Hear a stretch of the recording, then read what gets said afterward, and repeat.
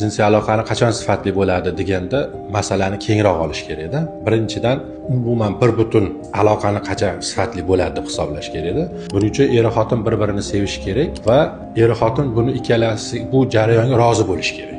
Ya'ni zo'raki, bo'ynimdagi vazifa yoki ruschasiga aytganda dilagalочка degan gaplar borda. Buni narsa qilish kerak emas. Internetda har xil ma'lumot bor. Masalan, kechqurun bo'lish kerakmi? Azonda bo'lish kerakmi?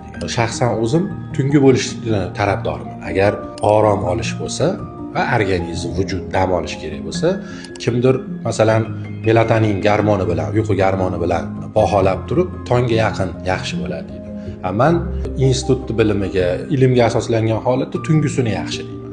Mendagi asos doktorlarda hammasi bilishadi, nervus vagus bor.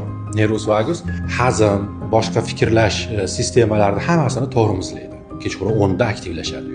Lekin lazzatlanishlarni, kayf qilishlarni ko'tariladi. Shuning uchun tungi qilingan aloqa sifatli organizm uchun dam beruvchi, foydali ikkala taraf uchun hisoblayman.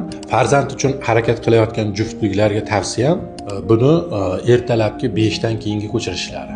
Sababi organizm dam olgan bo'ladi, ikkala vujud ham dam olgan bo'ladi va 5 da boshlab erkakda testosteronni ko'tarilishni boshlagan. Bu o'z-o'zidan deylik ereksiyani sifatini ham urug'ga ta'siri ko'payadi va tug'iladigan bolani ham qaysidir ma'noda sog'lom bo'lishiga sababchi bo'ladi.